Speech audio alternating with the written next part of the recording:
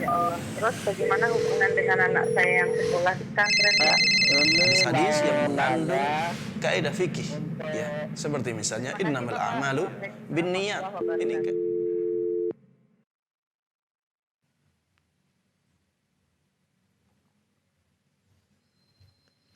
Bismillahirrahmanirrahim. Assalamualaikum warahmatullahi wabarakatuh. Alhamdulillah wassalatu wassalamu ala Rasulillah wa ala alihi washabihi wa man tabi'ahum bi ihsanin ila yaumiddin amma ba'd. Pemirsa dan juga pendengar, selamat berjumpa kembali, ahlan wa sahlan wa marhaban dalam program Live Interaktif Konsultasi Islam yang diampu oleh guru kita Al-Ustaz Dr. Musyafa Adarini MA Hafizahullah Ta'ala. Beliau merupakan salah seorang dosen di kampus STDI Imam Syafi'i Jember. Dan kali ini pemirsa, kita live dari Studio Fatwa TV Jember dan beliau sudah bersama kita di studio. Kita sapa terlebih dahulu. Assalamualaikum Ustaz. Waalaikumsalam. Insyaallah. Apa kabar Ustaz? Alhamdulillah khair. Sehat Ustaz ya? Alhamdulillah. Mudah-mudahan antum dan kaum muslimin juga demikian. Amin ya rabbal alamin. Kita sampaikan terima kasih Ustaz. Jazakallahu khairan atas kehadiran antum dan juga keluangan waktu antum di kesempatan kali ini. Jazakum khair. Tapi kita juga berharap pemirsa dan juga pendengar dimanapun Anda semuanya berada, Anda juga siap bergabung bersama kita di kesempatan kali ini. Kita buka line interaktif bagi Anda yang bertanya berkaitan dengan konsultasi Islam. Silakan di line telepon 0331544687. Juga harus menjadi perhatian bagi siapapun Anda yang bergabung untuk terlebih dahulu mengecilkan volume telepon atau televisi Anda.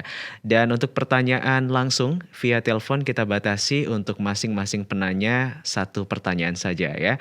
Kita juga ucapkan selamat bergabung untuk beberapa rekan media yang tergabung dalam Asosiasi Radio Televisi Islam Indonesia. Di antaranya ada Radio MDFM Probolinggo, Radio Binbas Yogyakarta, Radio Sahabat Tegal, Radio Hang FM Batam, Radio Amuba Pangkal Pinang, Radio Sago FM Sumatera Barat, Radio Gema FM Bontang, Radio Al Hikmah Banyuwangi, Radio Tua FM Riau, dan juga Radio Mas FM Sragen. Juga bagi Anda yang belum berkesempatan bertanya langsung, bisa mengirimkan pertanyaan Anda, silakan melalui website kami di www.dewanfatwa.com. Tapi sebelum kita bacakan pertanyaan yang sudah masuk ke meja redaksi, kita akan perkenankan kepada pemateri kita Al-Ustaz Dr. Musyafa Adarini MA Hafizahullah Ta'ala untuk menyampaikan satu kajian pembuka. Fadhil Ustaz. Bismillahirrahmanirrahim. Assalamualaikum warahmatullahi wabarakatuh. Alhamdulillah wassalatu wassalamu ala Rasulillah wa ala alihi wa sahbihi wa mawalah amma ba'd. Ikhwati wa akhwati fillah rahimani wa rahimakumullah. Di akhir-akhir ini seringkali ada orang yang berusaha untuk menggoyahkan pendirian kita dan membingungkan kita dalam menyikapi masalah bid'ah atau amalan ibadah yang tidak ada tuntunannya dari Nabi kita Muhammad sallallahu alaihi wasallam. Di antara yang mereka sebutkan adalah bahwa tidak semua yang ditinggalkan oleh Nabi kita Muhammad sallallahu alaihi wasallam itu tidak boleh kita lakukan. Mereka mengatakan demikian. Contohnya apa? Kita sekarang dibolehkan memakai mikrofon ketika azan. Mikrofon tidak ada di zaman Nabi Muhammad sallallahu alaihi wasallam, beliau meninggalkannya. Tapi nyatanya sekarang semua orang memakainya. Begitu pula dengan berdakwah lewat media sosial, lewat internet dan yang lainnya. Berdakwah ibadah tidak dilakukan oleh Rasulullah Sallallahu Alaihi Wasallam dengan internet, dengan YouTube, dengan media sosial yang lainnya, tapi nyatanya sekarang kaum muslimin menggunakannya untuk berdakwah. Itu menunjukkan bahwa tidak semua yang ditinggalkan oleh Nabi kita Muhammad Sallallahu Alaihi Wasallam itu harus kita tinggalkan. Sehingga mereka akhirnya melegalkan banyak bid'ah atau amalan-amalan ibadah yang tidak sesuai dengan tuntunan Nabi kita Muhammad sallallahu alaihi wasallam. Maka jamaah sekalian rahimani wa rahimakumullah, bagaimana kita menjawab syubhat yang seperti ini? Jawabannya jamaah sekalian rahimani wa rahimakumullah, perkataan mereka bahwa tidak semua yang ditinggalkan oleh Nabi kita Muhammad sallallahu alaihi wasallam itu tidak boleh dilakukan, ada benarnya. Tapi tidak mutlak. Tidak dalam semua keadaan. Karena ada amalan-amalan ibadah yang tidak dilakukan oleh Nabi kita Muhammad sallallahu alaihi wasallam dan haram untuk kita lakukan di zaman ini. Dan jumlahnya sangat banyak sekali. Makanya kita harus tahu kaedahnya.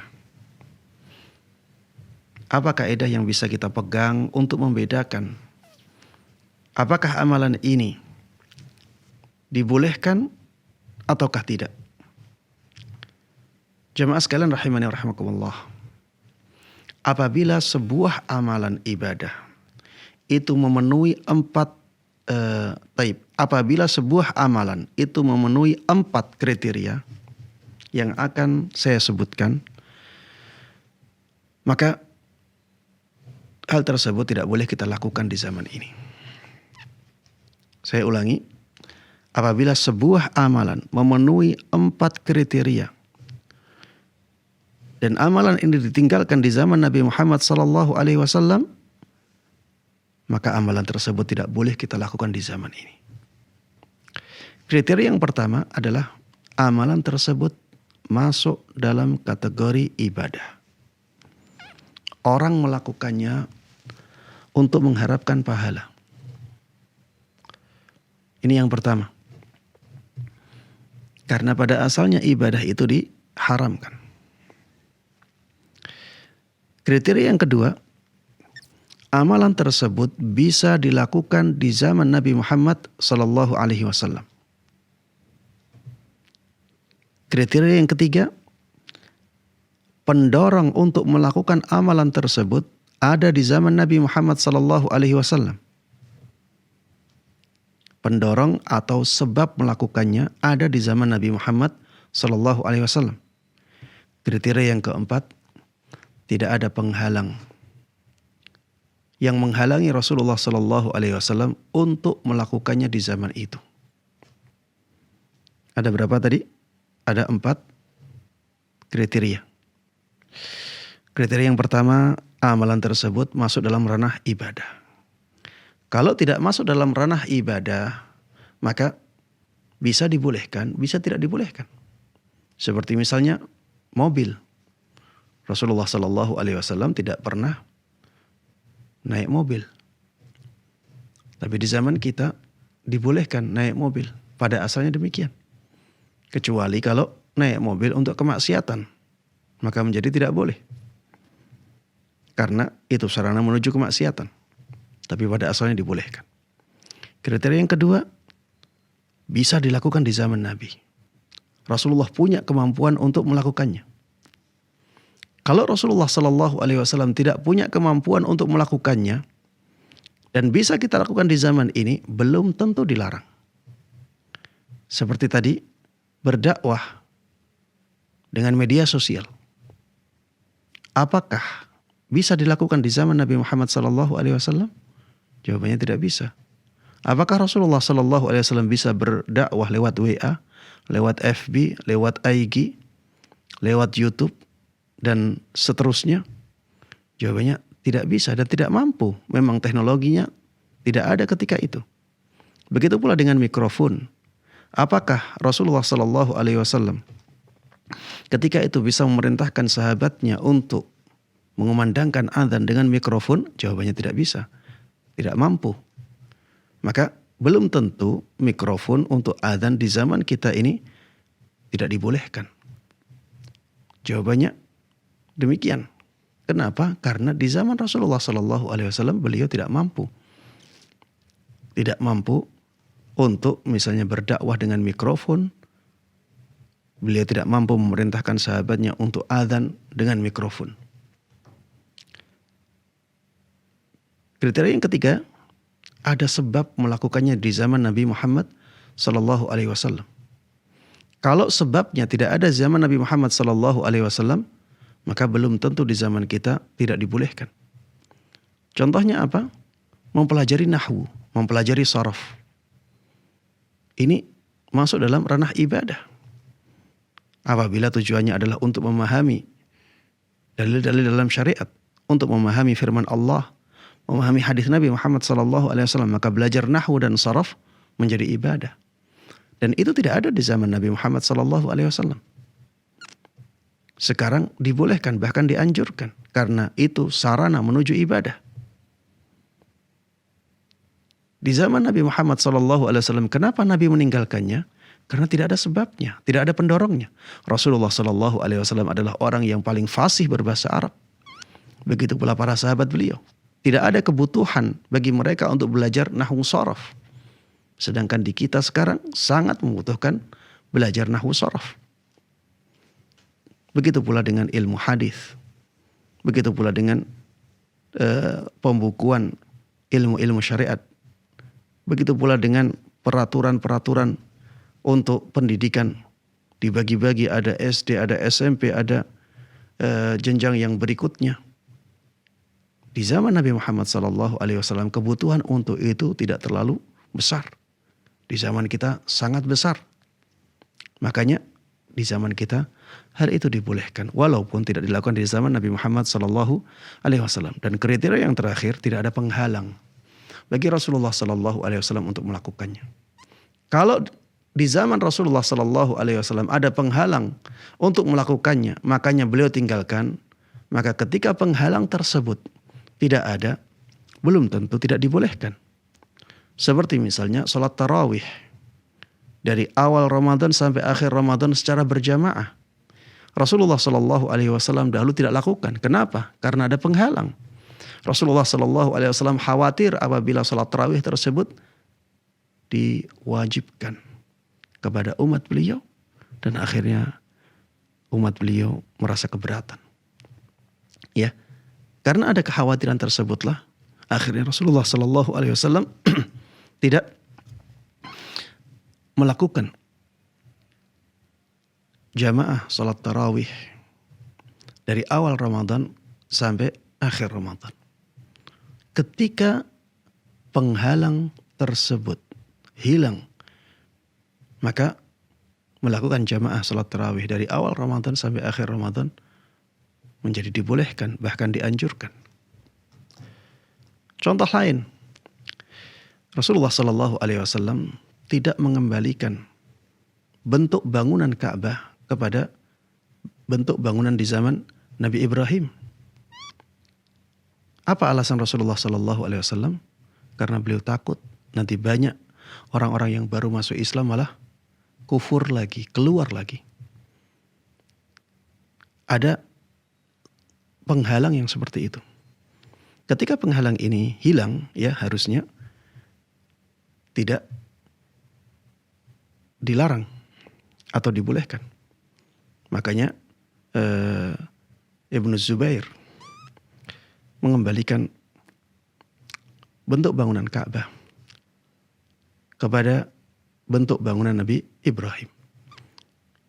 Inilah jamaah sekalian rahimani wa rahimakumullah, kriteria yang harus terpenuhi pada amalan yang ditinggalkan oleh Rasulullah SAW agar kita bisa mengatakan bahwa amalan tersebut di zaman kita tidak boleh kita lakukan.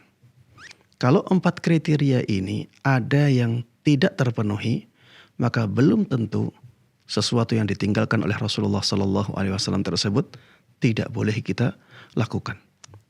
Demikian, wallahu ta'ala a'lam, wa sallallahu wa sallama wa baraka ala nabiyyina Muhammadin wa ala alihi wa sahbihi wa man tabi'ahum bi ihsanin ila yaumiddin.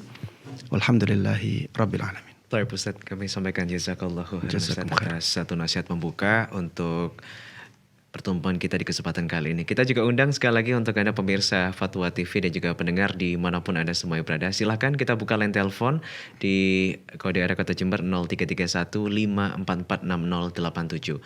Tapi Ustaz, sambil menantikan penelpon yang bergabung secara langsung, kita sudah memiliki beberapa pertanyaan yang sudah masuk ke meja redaksi. Kita akan coba bacakan satu persatu Ustaz. Yang pertama Ustaz dari Saudari Siti Muhaini Zahra di Bekasi, Jawa Barat. Bismillah, Assalamualaikum warahmatullahi wabarakatuh Ustaz. Ustaz, Afwan mau bertanya, apakah benar jika uang amplop yang diberi nama hasil dari menerima atau memberi pada suatu acara pernikahan sama saja seperti kita berhutang, Ustaz? Mohon penjelasannya, Ustaz. Taib. Jamaah sekalian rahimani wa rahimakumullah. Sebenarnya ya, dahulu sebagian ulama madhab telah membahas masalah ini. Ketika seseorang memberikan sesuatu kepada orang lain dan tujuannya agar nantinya dibalas pemberiannya itu. Mereka sebut dengan istilah hibatut thawab atau hibatut tabarrur. Hibatut thawab atau hibatut tabarrur. Hibatut thawab intinya adalah pemberian yang diinginkan balasannya. Hibatut tabarrur juga demikian. Suatu pemberian yang diinginkan balas budinya. Jadi ketika dia memberikan, dia ingin nantinya dia juga diberi. Hibatut thawab ini, kata para ulama Malikiyah, dianggap sebagai jual beli. Dimasukkan dalam akad muawadat. Walaupun namanya pemberian, karena hakikatnya orang yang memberi itu ingin dibalas. Makanya kalau tidak dibalas, dia marah. Kalau tidak dibalas, ya dia akan protes. Dia akan menuntut. Maka ini bukan pemberian. Ini bukan akad tabarru'. Tapi ini adalah akad muawadat. Dan mayoritas mereka mengatakan ini jual beli. Apabila ini jual beli, apabila dimasukkan ke dalam jual beli, maka harusnya tidak boleh berupa uang apabila nanti ingin dikembalikan uang. Harusnya tidak boleh dengan uang apabila ingin dikembalikan uang. Solusinya bagaimana? Baik, kenapa tidak boleh kalau uang dikembalikan uang? Karena jual beli uang dengan uang itu harus tunai dan harus sama kadarnya. Harus tunai dan harus sama kadarnya. Kalau tidak tunai, jadinya riba nasi'ah. Kalau tidak sama kadarnya, jadinya riba fadl. Kalau tidak tunai dan tidak sama kadarnya, jadinya ada dua riba. Ada riba nasi'ahnya, ada riba fadlnya. Baik. Solusinya, ketika memberikan uang, maka gantinya adalah barang atau benda yang senilai dengan uang itu. Dan ini disebutkan secara nas, ya, maksudnya secara tegas oleh para ulama Malikiyah. Solusinya seperti itu. Dikasih uang misalnya 100.000, maka balasannya adalah barang yang senilai dengan 100.000. Tapi ini susah jemaah sekalian rahimani wa rahimakumullah. Ini susah. Makanya jemaah sekalian rahimani wa rahimakumullah, lebih baik kita masukkan ke akad hutang piutang. Kalau memang kenyataannya orang yang memberi ingin dikembalikan, maka niatkan hutang piutang. Niatkan hutang piutang. Sehingga hal itu dibolehkan. Ya. Sehingga apabila uang dengan uang menjadi dibolehkan karena ini babnya hutang piutang. Hutang piutang tidak harus tunai. Memang pada asalnya hutang piutang demikian. Ngambil sekarang, nanti dikembalikan pada saat tertentu. Ya. Kalau diniatkan hutang piutang, maka banyak masalah yang bisa ada solusinya. Sehingga tidak terjadi riba, baik riba nasi'ah ataupun riba fadl. Dan tidak harus ya uang diganti dengan barang karena itu sangat menyulitkan. Itulah solusi yang paling mudah ya, mengganti akadnya dengan akad hutang piutang, dan apabila kenyataannya demikian maka konsekuensinya harus mengembalikan. Wallahu taala a'lam. Jawabannya semoga bermanfaat untuk saudara Siti di Jawa Barat tadi ya. Taib, kita akan terima penelpon yang pertama. Sudah tersambung di line telepon ada Ummu Zahra di Riau. Fatwa TV, Assalamualaikum. Waalaikumsalam warahmatullahi wabarakatuh. Baik, ahlan wa sahlan. Silakan Ummu Zahra pertanyaannya. Iya, assalamualaikum warahmatullahi wabarakatuh, Ustaz. Waalaikumsalam warahmatullahi wabarakatuh. Ini Ustaz, saya mau menanyakan, kalau di tempat tinggal saya itu, di desa kami itu ada 2 masjid yang hampir berdekatan. Jaraknya cuma lebih kurang sampai setengah kilo. Jadi masjid A pas waktu masuk, mungkin udah masuk waktu azan, orangnya di situ sudah azan. Dan masjid yang satunya lagi ketika hampir selesai, masjid yang satunya azan, baru orang ini azan lagi pula. Jadi apakah kita boleh ketika masjid yang pertama selesai azan kita langsung sholat sunat di rumah dan berdoa terus melakukan sholat zuhur, atau apakah harus kita menyelesaikan masjid yang kedua untuk azan? Bagaimana yang sebaiknya, Ustaz? Terima kasih. Assalamualaikum warahmatullahi wabarakatuh. Waalaikumsalam warahmatullahi wabarakatuh. Ummu Zahra di Riau, Ustaz. Ya. Taib. Pertanyaan yang sangat bagus ya. Jazakillahu khairan atas pertanyaannya. Jamaah sekalian rahimani rahimakumullah. Salatnya kaum muslimah di rumah itu harusnya disesuaikan dengan jadwal salat. Ya. Salat itu mulai wajibnya adalah ketika waktu masuk. Dan masuknya waktu sholat itu tidak tergantung pada azan. Azan itu tanda masuknya waktu atau kabar masuknya waktu. Itu di antara fungsi dari azan. Tapi sebenarnya tanpa azan itu waktu bisa sudah masuk, ya. Tanpa azan itu waktu bisa masuk. Dan wajibnya sholat itu ketika waktu masuk. Sehingga misalnya tidak ada azan pun,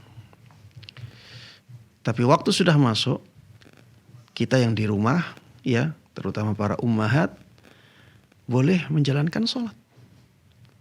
Ya, boleh menjalankan sholat. Bahkan, ya, tadi disebutkan ada 2 masjid. Ada masjid yang pertama yang lebih awal azan, masjid yang kedua lebih akhir azannya.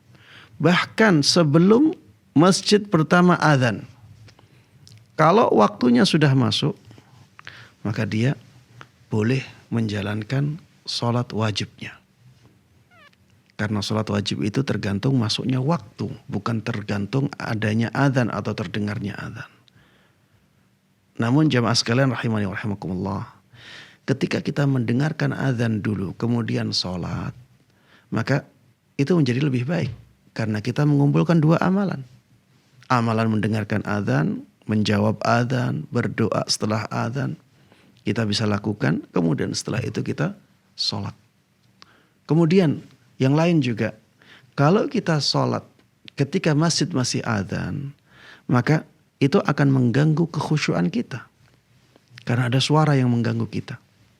Berbeda kalau sudah tidak ada azan lagi. Maka keadaan menjadi lebih tenang. Sehingga kemungkinan khusyuk dalam sholat juga menjadi lebih besar. Ya. Mudah-mudahan bisa difahami ya. Jadi tidak ada keharusan menunggu azan selesai. Bahkan tidak ada keharusan sudah mendengar azan dulu. Yang penting kita tahu bahwa waktunya masuk. Waktunya sudah masuk. ketika itu kita dibolehkan sholat. Wallahu ta'ala a'lam. Baik Ustaz. Karena bisa jadi juga ada satu kompleks perumahan yang mungkin masjidnya banyak Ustaz. Iya. Ini memang kejadian di masyarakat. Taib. Semoga bermanfaat untuk Ummu Zahra di Riau. Tapi Ustaz, ada penelpon berikutnya dari hamba Allah di Kalimantan Timur. Fatwa TV, Assalamualaikum. Waalaikumsalam warahmatullahi wabarakatuh. Baik, ahlan wa sahlan. Silakan Ibu pertanyaannya. Baik, terima kasih. Assalamualaikum warahmatullahi wabarakatuh. Waalaikumsalam warahmatullahi wabarakatuh. Ana izin bertanya. Ana dulu berapa tahun yang lalu ada bangun rumah. Ana itu dikasih sama om kayak bungkusan suruh ditanam di halaman rumah. Nah, anak kan dulu belum belajar agama. Alhamdulillah Allah berhidayah. Setelah anak sekarang belajar, oh apa itu yang dinamakan buhul. Jadi bagaimana Ustadz anak caranya, apa itu dikeluarkan, apa anak hanya cukup bertobat, istighfar, minta ampun sama Allah, atau dikeluarkan itu yang ditatem. Buhulnya tujuannya untuk apa? Nah, anak juga nggak tahu, cuman beliau ngasih, ini Neng kan lagi bangun rumah, ini ditanam aja katanya di depan rumah. Anak tidak paham, kan? Mohon penjelasannya. Oke. Itu sudah tertutup bangunan Ibu atau Sudah. di tanah, masih di tanah di halaman depan rumah? Ya, sudah dicor. Nah, jadi anak tuh jadi harus membongkar gitu Ibu ya? Ya, dibongkar atau anak cukup bertobat atau harus diruqyah atau gimana Ustaz, mohon penjelasan. Baik. Baik. Ada pengaruhnya? Pengaruhnya itu berapa tahun yang lalu tuh anak sering ini ada ular gitu. Terus rumah ya anak sih juga nggak mau, kan nggak boleh kita tatayur ya Ustaz. Rumah itu mau dijual tuh, orang sudah mau jadi berapa orang tuh nggak jadi terus. Baik. Anak mohon solusinya Ustaz. Baik. Ya. Jazakallahu khair. Assalamualaikum warahmatullahi wabarakatuh. Waalaikumsalam warahmatullahi wabarakatuh. Iya. Jamaah sekalian rahimani rahimakumullah. Ya, ini kejadian yang lumayan pelik ya. Kalau harus dibongkar maka akan memberatkan. Tapi kalau tidak dibongkar ada pengaruh buruknya. Maka jamaah sekalian rahimani rahimakumullah, apabila kita mengalami yang seperti ini ya, dan kita punya kemampuan untuk membongkarnya, maka lebih baik dibongkar. Lebih baik dibongkar. Karena pengaruh itu akan sulit untuk dihilangkan ketika sebabnya masih ada, yaitu buhul. Pengaruh yang buruk itu akan sulit dihilangkan ketika sebabnya masih ada. Dan mudah-mudahan ya, dengan usaha untuk memperbaiki keadaan, biaya untuk perbaikan tersebut diganti oleh Allah Subhanahu wa taala, karena niat kita benar-benar membersihkan diri dari hal-hal yang tidak baik. Dan itu termasuk di antara memperbaiki keburukan yang kita lakukan di masa lalu. Maka ya, kalau dimungkinkan untuk dibongkar, ya saya sarankan untuk membongkarnya. Karena dengan begitu pengaruh buruknya akan segera hilang. Dan saya sarankan juga ya, untuk membongkar itu dan menghilangkan buhul atau membuka buhulnya, saya sarankan dilakukan oleh seorang yang ahli di dalamnya. Misalnya seorang peruqyah ya, atau seorang ustadz yang sudah punya pengalaman untuk membuka buhul-buhul yang seperti itu. Kalau misalnya tidak dimungkinkan, bagaimana Ustadz?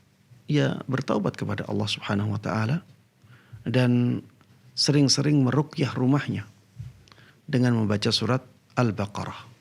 Ya, sering-sering meruqyah rumahnya dengan membaca surat Al-Baqarah. Ya, mudah-mudahan dengan banyak dibaca surat Al-Baqarah di rumah tersebut, maka lama-kelamaan pengaruh dari buhul tersebut menjadi hilang. Ya, namun kalau yang ditempuh cara ini biasanya membutuhkan waktu yang lebih lama. Ya, kenapa surat Al-Baqarah?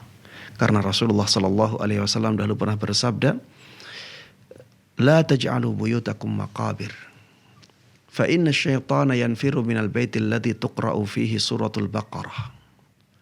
Jangan jadikan rumah kalian seperti kuburan, karena syaitan akan lari dari rumah yang dibacakan surat Al-Baqarah di dalamnya.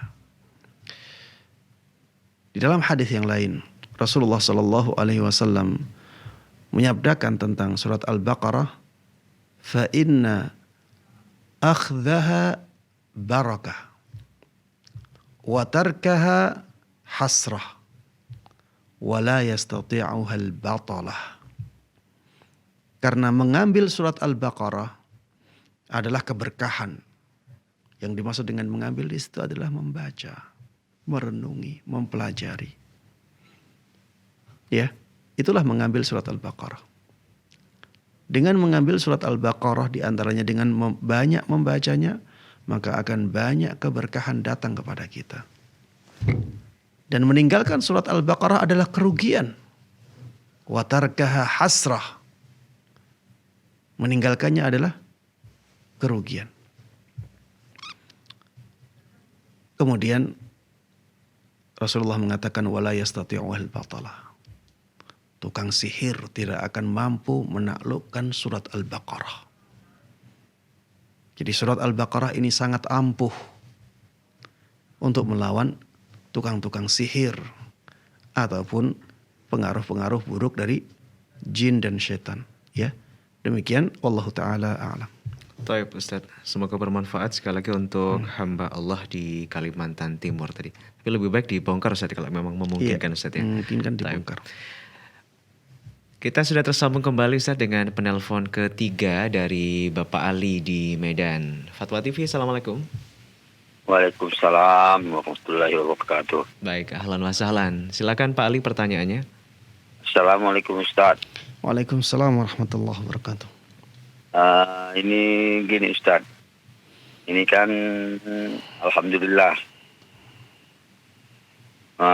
umroh pada bulan ini kan sudah mulai dibuka. Ya. Kalau kita lihat di media-media ataupun di TV.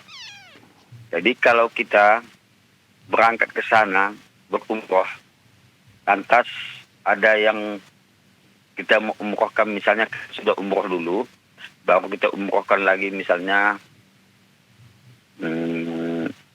orang tua kita yang sudah telah meninggal dunia.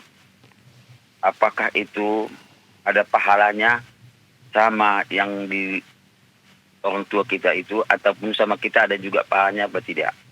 Baik. Yang kedua, Mohon maaf Pak Ali, kita berbagi waktu dan kesempatan. Satu pertanyaan ya. Ya. Terima kasih. ya, oke. Baik. Taib. Terima kasih atas pertanyaannya. Ini memang banyak dilakukan oleh para jamaah umrah ya. Jadi dalam sekali pergi mereka berumrah berkali-kali. Satunya untuk dirinya, satunya lagi untuk orang tuanya, satunya lagi untuk kerabatnya yang sudah meninggal, satunya lagi untuk teman akrabnya, dan seterusnya.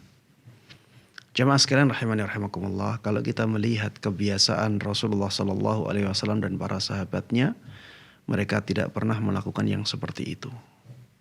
Padahal mereka juga punya kerabat yang sudah meninggal sebelum mereka melakukan umrah.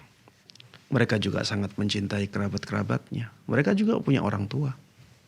Dan mereka sangat mencintai orang tuanya. Mereka juga punya teman-teman akrab. Dan mereka juga sangat mencintai teman-teman akrab tersebut. Tapi mereka tidak pernah melakukan umrah berkali-kali dalam sekali jalan. Maka jamaah sekalian rahimani wa rahimakumullah, kalau kita ingin mengumrahkan orang lain, ya sudah sekali jalan. Umrahkan orang lain sekali jalan. Itulah yang paling sesuai dengan tuntunan Nabi kita Muhammad sallallahu alaihi wasallam dan kebiasaan para ulama salaf. Bahkan ada yang sangat keras dalam masalah ini. Ada yang sampai mengatakan, aku tidak tahu mereka yang datang dengan umroh berkali-kali itu, apakah mereka diberi pahala atau mereka mendapatkan dosa. Ada sebagian ulama salaf yang sampai keras seperti itu. Ya. Karena memang kebiasaan seperti itu tidak pernah dilakukan oleh Rasulullah Sallallahu Alaihi Wasallam maupun para sahabatnya. Di kalangan ulama-ulama mutaakhirin ada perbedaan pendapat. Ada yang mengatakan boleh, ada yang mengatakan tidak boleh. Ada yang mengatakan boleh, ada yang mengatakan tidak boleh. Wallahu ta'ala alam, saya lebih condong ke pendapat yang membolehkan, tapi sebaiknya ditinggalkan. Saya memilih pendapat yang membolehkan, tapi sebaiknya ditinggalkan. Kenapa sebaiknya ditinggalkan? Karena tidak ada contohnya dari Nabi kita Muhammad sallallahu alaihi wasallam dan juga para sahabatnya. Kenapa Ustadz masih bilang boleh? Karena syarat rukunnya masih terpenuhi. Syarat rukunnya masih terpenuhi. Makanya kita sulit untuk mengatakan tidak boleh. Tapi tidak ada contohnya. Tidak ada yang seperti itu di zaman Nabi dan di zaman para sahabat, sehingga lebih baik kita tinggalkan. Lebih baik kita tinggalkan. Dan kalau kita punya rezeki lagi dan ingin mengumrahkan orang lain, silahkan. Dalam satu kali perjalanan, umrahkan orang lain itu. Dan jamaah sekalian rahimani wa rahimakumullah, sebenarnya ya, pahala umrah untuk orang yang meninggal itu bukan pahala yang paling istimewa. Bukan pahala yang paling istimewa. Justru memintakan ampun untuk mereka bisa jadi lebih istimewa. Bisa jadi lebih istimewa. Kenapa? Karena ada hadis yang menjelaskan tentang keutamaan istighfar. Ada salah seorang penduduk surga yang merasa heran dengan tingginya kedudukan dia di surga. Padahal dia merasa amalannya tidak begitu istimewa. Maka dia bertanya, dengan apa aku disampaikan kepada kedudukan ini? Maka dia mendapatkan jawaban. Karena istighfarnya anakmu untukmu. Karena istighfarnya anakmu untukmu. Ini tentang istighfar. Dan kebetulan yang memintakan ampun kepada Allah Subhanahu wa taala untuk dosa-dosanya adalah anaknya. Bukan berarti kalau dia bukan anaknya, maka istighfar tidak bisa mendatangkan keutamaan yang seperti ini. Walaupun kita bukan anaknya teman kita, tetap saja kalau kita memintakan ampun kepada Allah Subhanahu wa taala untuk dia terus, maka kedudukannya di surga juga akan ditinggikan oleh Allah Subhanahu wa taala. Maksud ana di sini ya, bahwa yang kita hadiahkan kepada ahli kubur ya, bukan hanya haji, bukan hanya umrah ya, bisa juga dengan istighfar ya untuk mereka ya. Istighfar sebenarnya adalah doa. Begitu pula dengan doa-doa rahmat ya, ini juga sangat ditunggu oleh para ahli kubur ya. Demikian Allah taala alam. Baik Ustaz, jazakallahu khairan atas jawabannya. Terima kasih sekali lagi, semoga bermanfaat untuk Bapak Ali di Medan. Kita sudah tersambung kembali dengan penelpon keempat kita di kesempatan kali ini, ada Ibu Rosmini di Pacitan. Fatwa TV, Assalamualaikum.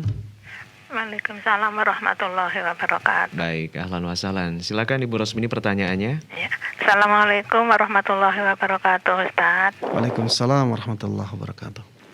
Kami mohon penjelasan tentang meruqyah diri sendiri, Ustaz.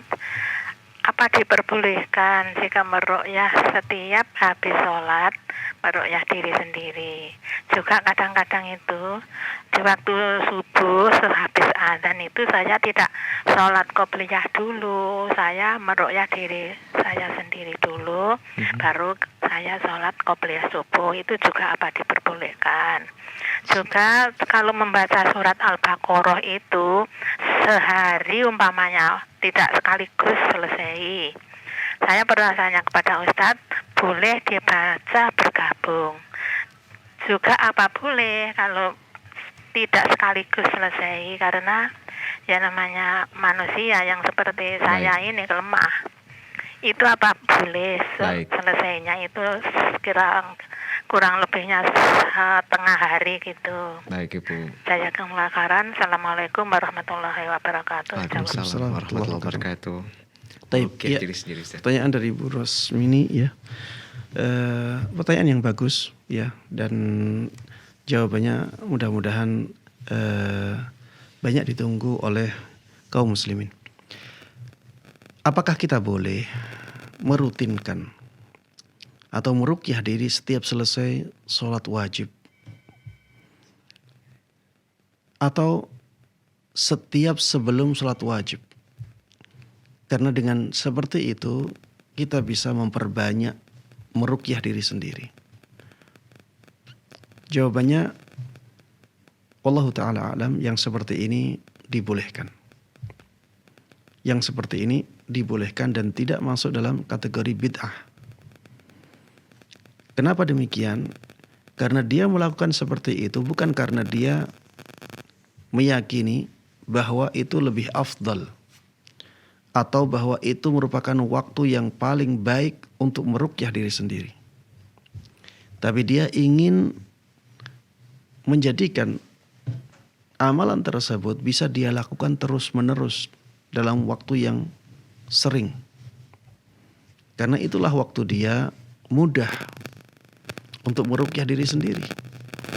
Biasanya orang kalau setelah selesai sholat ya, dia punya waktu yang lebih longgar daripada kita ketika dia sudah keluar dari tempat sholatnya. Akan ada aja kegiatan-kegiatan yang lain yang menjadikan seseorang sulit untuk meruqyah dirinya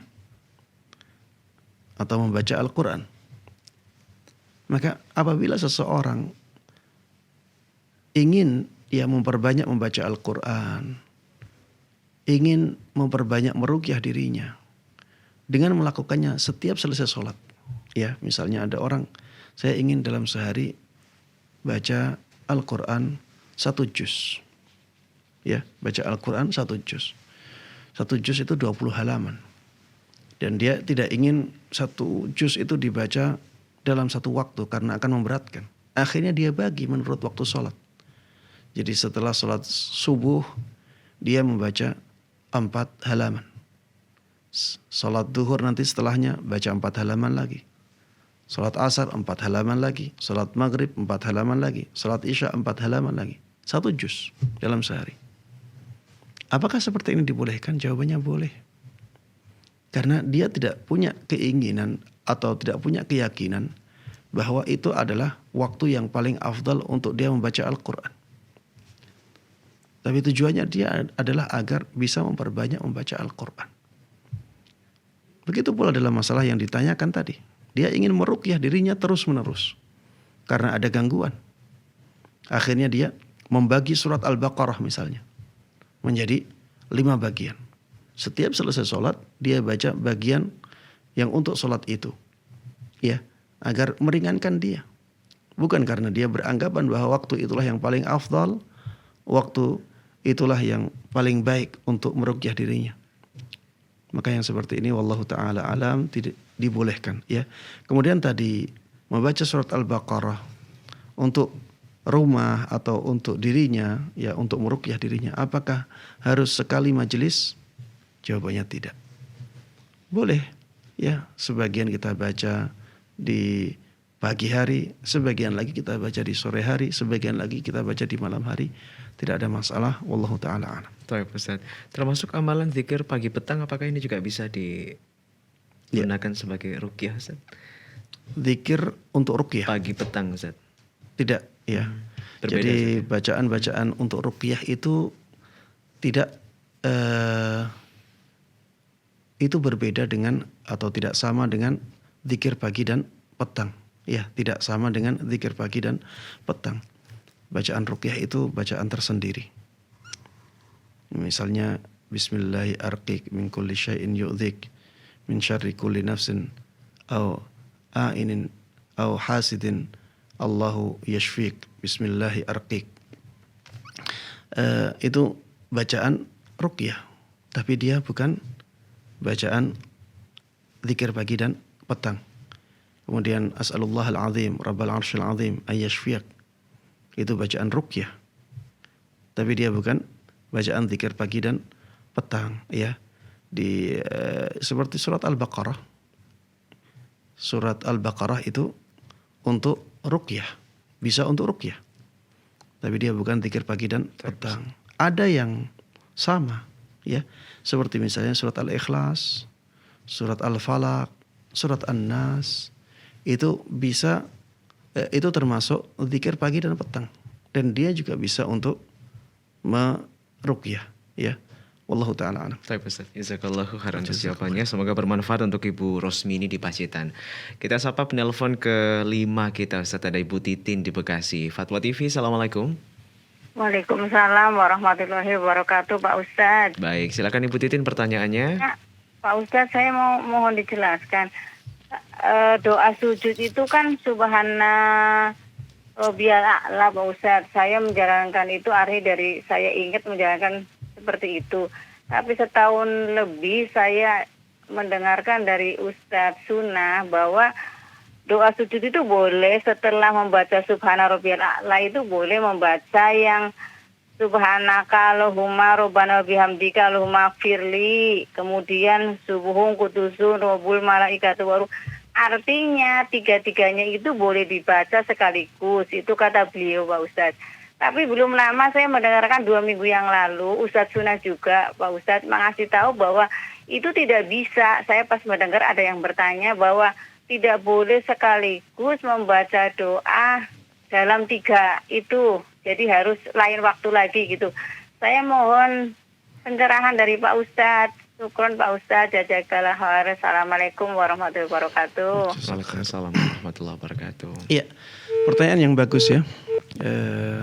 Menjelaskan tentang fenomena yang terjadi di antara para asatidzah yang mereka berbeda pendapat dalam pandangan fikih. Memang kalau kita kembalikan ke perkataan para ulama, ya, ada perbedaan pendapat di antara mereka, ya. Ada yang membolehkan, ada yang tidak membolehkan. Yang saya tahu, ya, Imam Nawawi rahimahullahu taala, beliau dengan jelas membolehkan hal tersebut. Dalam satu sujud membaca beberapa zikir yang disyariatkan untuk dibaca ketika sujud. Subhan rabbiyal a'la misalnya 3 kali. Subhanakallahumma rabbana wa bihamdika Allahumma firli misalnya dibaca sekali. Subuhun quddus, ya, dibaca subuhun quddus sampai akhir, ya, dibaca sekali atau dibaca 3 kali. Itu bisa digabungkan. Kalau mau tambahan yang lain, misalnya ada bacaan yang sahih yang lain, maka bisa digabungkan juga. Ini pendapatnya Imam Nawawi rahimahullahu taala dan juga ulama-ulama lain yang sependapat dengan beliau. Pendapat yang kedua, pendapat yang mengatakan tidak boleh, ya. Di antara yang menyampaikan pendapat tersebut adalah Syekh Albani rahimahullahu taala. Dan jamaah sekalian rahimani wa rahimakumullah, perbedaan pendapat seperti ini perbedaan pendapat yang biasa terjadi, ya. Perbedaan pendapat yang masuk dalam ranah ijtihadiyah. Jadi kita menyikapinya dengan sikap yang arif, sikap yang bijaksana, sikap yang baik. Lihat saja apa alasan yang membolehkan, apa alasan yang melarang. Apabila menurut kita, dalam pandangan kita, alasan yang membolehkan lebih kuat, maka lakukan saja. Lakukan sebagaimana yang kita yakini. Kalau kita melihat alasan yang melarangnya lebih kuat, ya sudah tinggalkan. Sudah tinggalkan. Dan jangan sampai kita mencela para asatidzah yang berselisih pendapat itu. Karena memang perbedaan seperti ini perbedaan yang wajar ya. Perbedaan yang wajar. Karena memang banyak sisi yang membuka celah untuk berbeda pendapat. Dan ketika Syekh Albani rahimahullahu taala misalnya mengingkari Imam Nawawi, menyelisih Imam Nawawi dalam masalah ini, beliau tidak merendahkan Imam Nawawi. Ya. Maka sikap seperti itulah yang harusnya kita contoh. Kalau melihat ada ustadz sunnah mengatakan demikian, menyebutkan dalilnya, ustadz sunnah yang lain ternyata menyelisihinya dan menyebutkan dalilnya juga, maka silahkan melihat mana yang menurut kita alasannya lebih kuat. Kemudian lakukan ya yang seperti itu. Sesuai dengan dalil yang menurut kita lebih kuat. Ya. Kita lakukan itu karena Allah Subhanahu wa taala, dan nantinya hal tersebut akan kita pertanggungjawabkan di hadapan Allah Subhanahu wa taala.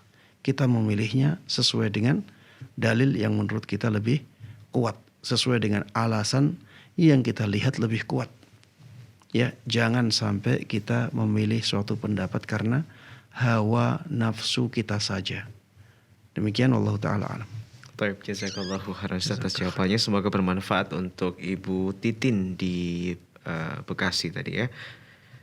Taib Ustadz, kita sambil menantikan penelpon yang terputus qadarullah baru saja, kita kembali bacakan pertanyaan yang sudah masuk Ustadz di jalur website dewanfatwa.com.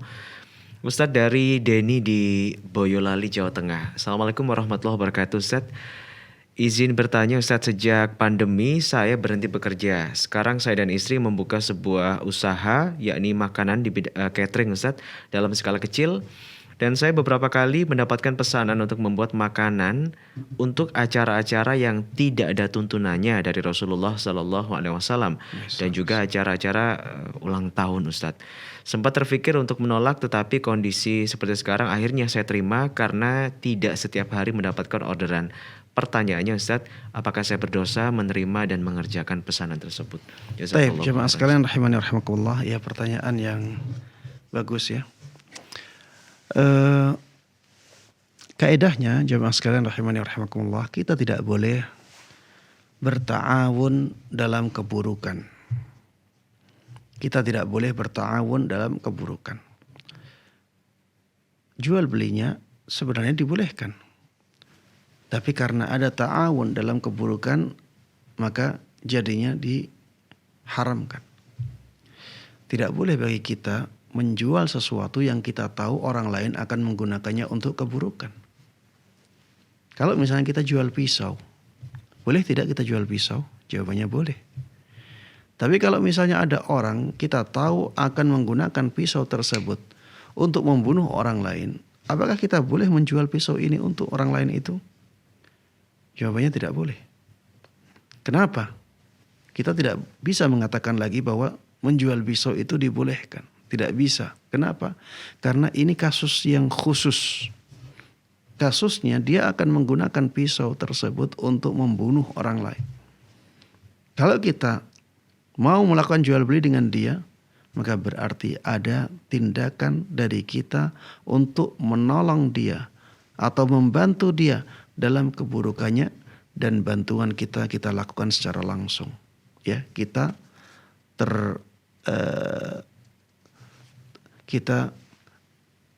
membantu dia secara langsung dalam melakukan keburukannya. Maka yang seperti ini diharamkan, tidak dibolehkan. Begitu pula dengan yang ditanyakan oleh penanya. Dia membuka catering. Dia tahu yang memesan untuk hal-hal yang dilarang oleh syariat. Maka sebenarnya yang seperti ini tidak boleh diterima. Karena di situ ada sisi ta'awun 'alal itsmi wal 'udwan. Ya, ada sisi bantu-membantu dalam keburukan. Maka harusnya dihindari. Ustadz, keadaannya sulit. Keadaannya sulit Ustadz. Masa pandemi, ya, orderan tidak banyak, ya, masa kesempatan yang seperti ini ditinggalkan Ustadz, dilewatkan. Nanti bagaimana dengan rezeki saya Ustadz? Jawabannya jamaah sekalian rahimani wa rahimakumullah, Allah berkuasa memberikan ganti kepada kita. Ketika kita meninggalkan sesuatu karena Allah, Allah akan mengganti dengan ganti yang lebih baik. Ya, Allah akan mengganti dengan ganti yang lebih baik. Dan cara Allah Subhanahu wa taala tidak harus masuk dalam logika kita. Karena logika kita itu logika yang lemah. Allah Subhanahu wa taala jauh kekuasaannya di luar logika kita. Dan menolak orderan yang digunakan untuk kemaksiatan itu merupakan bagian dari ketakwaan. Sedangkan Allah Subhanahu wa taala dalam Al-Qur'an mengatakan wa may yattaqillaha yaj'al lahu makhraja wa yarzuqhu min haitsu la yahtasib. Barang siapa yang bertakwa kepada Allah Subhanahu wa taala, maka Allah akan berikan solusi untuk dia dalam kehidupannya. Dan Allah akan berikan kepada dia rizki yang tidak dia sangka-sangka. Allah akan memberikan kepada dia rizki dari jalan yang tidak dia sangka-sangka, di luar nalar dia. Wa may yatawakkal 'ala Allah fahuwa hasbuh. Ya, barang siapa yang bertawakal kepada Allah Subhanahu wa taala, menyandarkan urusannya kepada Allah, maka Allah cukup bagi dia. Maksudnya Allah akan memberikan kecukupan kepada dia. Kemudian di ayat yang lain Allah Subhanahu wa taala mengatakan wa may yattaqillaha yaj'al lahu min amrihi yusra. Barang siapa yang bertakwa kepada Allah Subhanahu wa taala, Allah akan menjadikan urusan-urusan hidupnya mudah. Ya, kalau misalnya penanya meninggalkan orderan-orderan seperti itu, Allah akan mudahkan datangnya orderan-orderan yang lain. Atau Allah akan ganti dengan datangnya rizki yang tidak dia sangka-sangka. Dan itu sangat mudah bagi Allah Subhanahu wa ta'ala. Wallahu ta'ala a'lam. Baik Ustaz, kami sampaikan terima kasih jazakallahu khairan atas jawabannya dan juga nasihatnya dari saudara Denny di Boyolali. Sekaligus itu merupakan pertanyaan terakhir Ustaz untuk perjumpaan kita kali ini. Kami sampaikan terima kasih sekali lagi kepada seluruh pemirsa dan juga pendengar serta jamaah sekalian yang telah menyimak program Live Interaktif Fatwa TV. Dalam program konsultasi Islam, insya Allah bisa berjumpa kembali di kesempatan yang akan datang. Jangan lupa pemirsa Anda bisa simak program-program Live Interaktif dari hari Senin sampai dengan hari Jumat di waktu yang telah dijadwalkan. Informasi-informasi berkaitan dengan Dewan Fatwa dan juga Fatwa TV, Anda silakan bisa akses di www.dewanfatwa.com. Jangan lupa juga untuk follow akun-akun sosial media kami, diantaranya YouTube @fatwa_tv_official.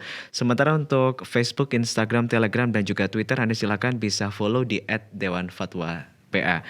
Kita harus pamit undur diri. Insya Allah berjumpa kembali di kesempatan yang akan datang. Terima kasih atas perhatian Anda. Wassalamualaikum warahmatullahi wabarakatuh. Waalaikumsalam.